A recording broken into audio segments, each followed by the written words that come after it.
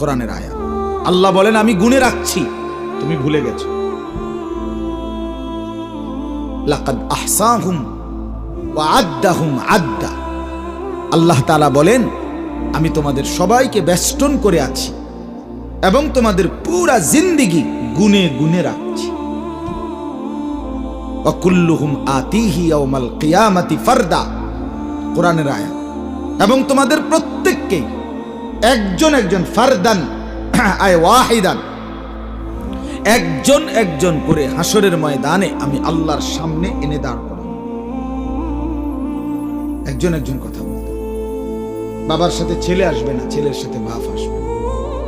স্বামীর সাথে স্ত্রী আসবে না, স্ত্রীর সাথে স্বামী আসবে না। একা, ফারদান, একা। আমি জিজ্ঞেস করব বান্দা, তুমি উত্তর দিবে। ইন্নাল্লাহা সায়ুকাল্লিমু, নবী সাল্লাল্লাহু আলাইহি ওয়াসাল্লাম বলেন প্রত্যেকটা মানুষের সাথে কিয়ামতের ময়দানে আল্লাহ তাআলা অবশ্যই কথা বলবেন। লাইসা বাইনাহু ওয়া বাইনাহু তারজুমান, নবী সাল্লাল্লাহু আলাইহি ওয়াসাল্লাম বলেন আল্লাহর মাঝে আর বান্দার মাঝে বুঝাইয়া দেওয়ার জন্য কোনো দোভাষী থাকবে না, শুধুই আল্লাহ, শুধুই বান্দা।